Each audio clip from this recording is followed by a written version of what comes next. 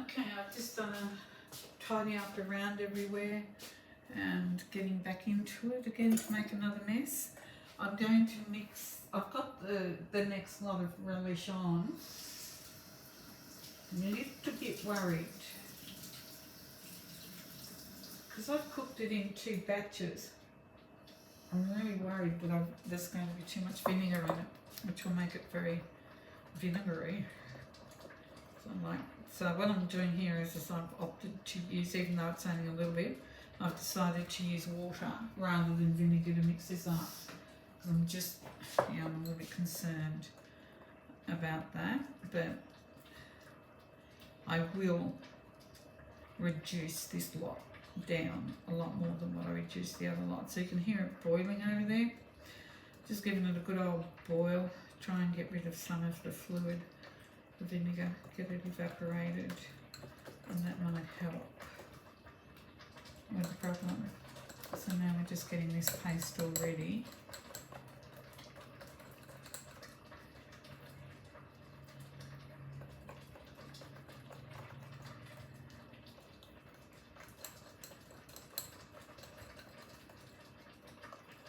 So that's good to go. That's fine. And now to clear the bench a little bit more, I've got one of these here. I'm going to, oh, is it a tablespoon?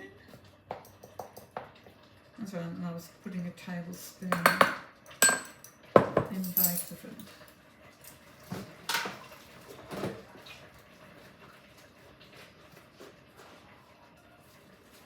Okay. Cody, Louie and Graham have gone off on their evening stroll.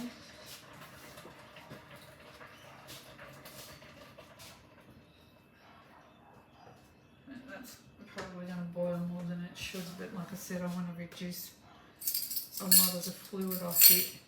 So that's ready to go when we need it. So we'll leave there. Now I'm following a recipe for this next one, and it's creamy Indian chicken curry. This is my favourite. Graham's favourite is the butter chicken. So I'm going to do the chicken first because I've got nice fresh water in the sink, so I can give the bench a good board, a good clean. Don't we all wish we could work as fast as this? Obviously I've sped the video up. A lot of what we do in the kitchen is repetition, and I've thought that my videos on cooking were a little bit too long, so I've cut this one, but I'm hoping I've kept all the main bits in. So they're all the bits of chicken that had fat on them, and probably a little bit of extra chicken to go on top of the lad's meal. That's the rice veggie mix that I cooked for them this weekend. So that's just our mustard and curry that I've already mixed up, and that's going into the second batch of relish. So now we're making creamy Indian curry using tandoori paste. So I've just got a little bit of the paste just to rub in to the chicken before it goes in the pan. The recipe just says add 1/4 cup of this, but for some reason I kind of like to mix the chicken in and give it a coating before we pop it into the pan. And hands are good. If you've got clean hands, you're in your kitchen, you're not cooking for anybody else. I don't wear gloves in my kitchen. I wash my hands a lot. I have a sink always full of hot sudsy water. So it might not look the best, but it's okay. I haven't poisoned anyone yet, so I keep saying that, don't I? I will tempt fate. So we'll go back to the video and I'll come back later. So we want 1/4 cup of tandoori paste.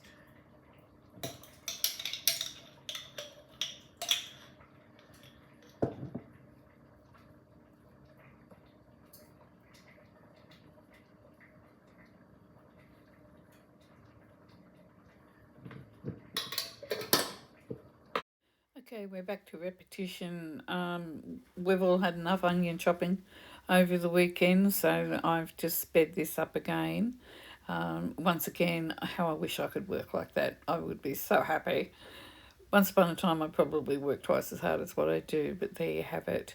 Now, this is the part that I always forget to do, and this is the bit that I get into trouble for forgetting.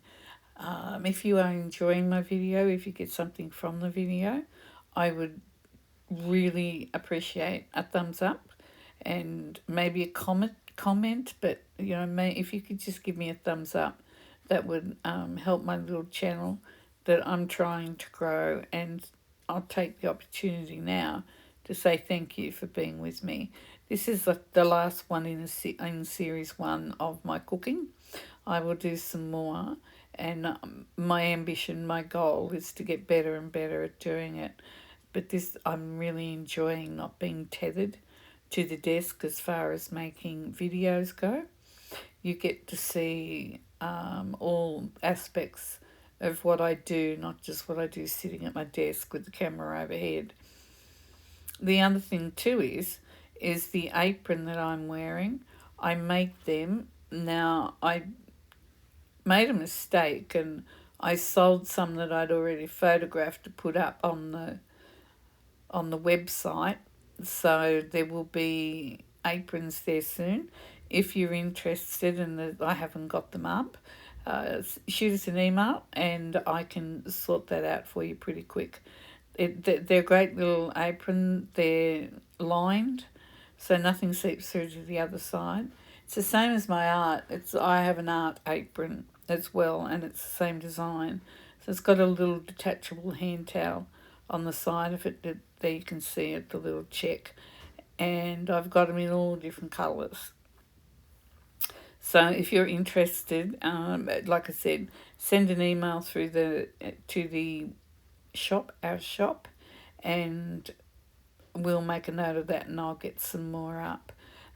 They really are good. They wash well. I think they're great anyway. Bit fussy about my aprons, but they seem to work. So now what we're doing is I'm just doing, I believe we've done the chicken, and I'm just doing the sauce now. So that's for the tandoori. And here comes Graham for a cup of coffee in the background there. So I'm just getting the cream ready. Once that sauce is blended, you add the cream in last. And that's the last of the cream that I had in the freezer. So if you've got cream that you're not going to use, what I do anyway, if I've got cream that's going to go past its use by date before I think we're going to use it, I'll pop it in the freezer. Now, I've never used it out of the freezer for anything other than cooking, and it's fine. It just separates a little bit. So this is our tandoori sauce that has been cooking for half an hour. I'm not sure I didn't notice it. Did you see me put in a can of tomatoes? Went in there. So this little NutriBullet gets used a lot, and the big cup that goes with it, broke all the little notches on it that you put into to make it go, all broke off, and absolutely nothing wrong with the product. It's just that I use it so much, I wore it out. I couldn't recommend these NutriBullets higher. Just love it. Use it all the time. So there you can see I've blended the sauce, and now I'm just adding in the cream. I just blitz it for a couple of seconds in the NutriBullet, because it gets a lot more of that sauce that was in there out. So before I put the chicken in, I mix that sauce really well and get it. You can actually see it looks so creamy, and it really is a lovely, lovely sauce. And I don't know, I just find it really yummy. I add the juices from that chicken, and it just makes it nicer. So we're going to go back to the video.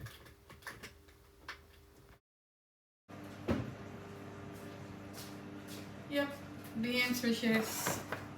I'm crazy. Not really. See, I've got to be in and out of the kitchen to keep an eye on that relish. And we've got tradies back tomorrow. Now, I have got plaster dust all through the house. I've cleaned up a couple of times. And I don't know if we're going to have it. We should be pretty right from here on in. The demolition's been done. But there is the ceiling to do in the bathroom. So while they're here, I don't really want to be in the kitchen. So there is a method in my madness. And because I'm waiting for the, like I said, the relish, I may as well do. I was hell bent on doing it anyway, I think, wasn't I? Just didn't seem right not to do it. So these will go into the freezer, the equivalent to the Tartars. Just when you think you can't fit any more in there, you can. And I keep putting the lid down. So this is 2 more meals that we'll have banked. But the sausages are the last thing, I think.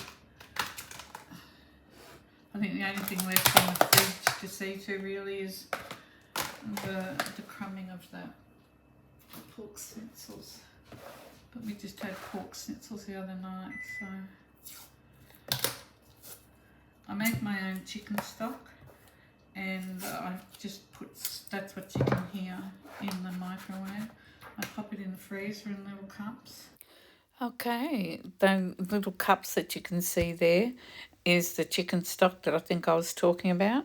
I make it and then I put it in these little cups, and they're just the cheapest little paper cups, so they can be recycled.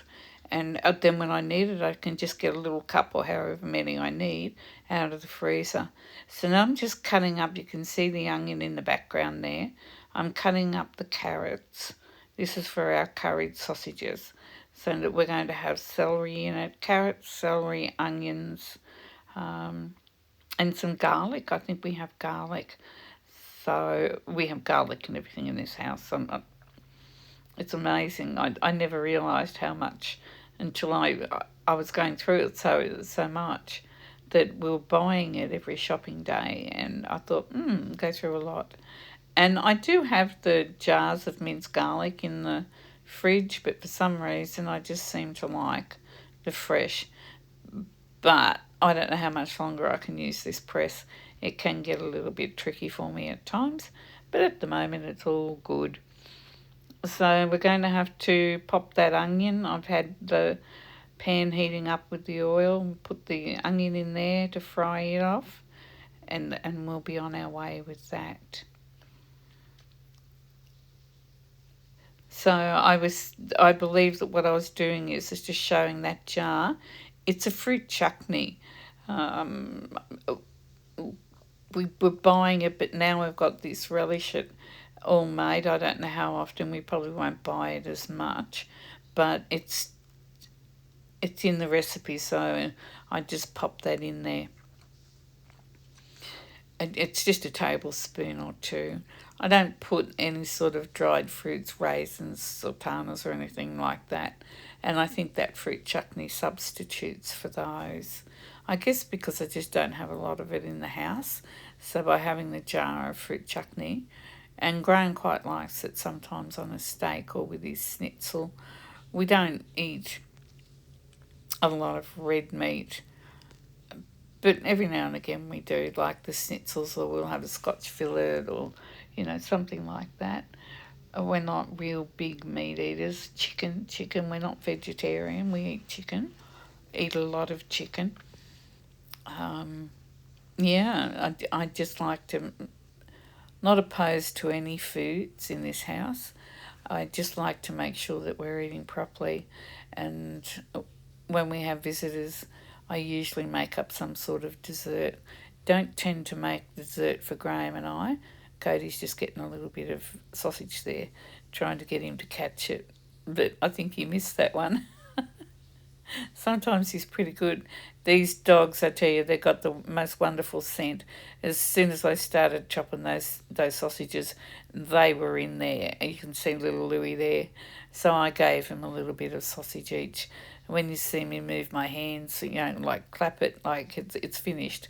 That's how I tell the boys they're not getting anything else, because they've got a yummy dinner coming up, and they graze on the what do you call them, the biscuits, the dog biscuit things in their bowl all the time. So Cody's looking around, he can smell that sausage that Louis ate, and he's thinking, oh, I'm going to find something here. And now you know why I will never have a credited kitchen, or why I would never cook for anybody else, because I'm not sure other people think it's a good thing having dogs in the kitchen, but they're not on the bench. They're not on the bench, and I haven't had any trouble with dog hair or anything like that. So we don't have a problem with that. They are a little bit spoilt and catered to, but what's the point of having a pet if you don't spoil it and look after it? So now the sausages have just gone in, so I'm going to leave that on low and just let that sauce simmer and thicken up. I pop the peas in with it now.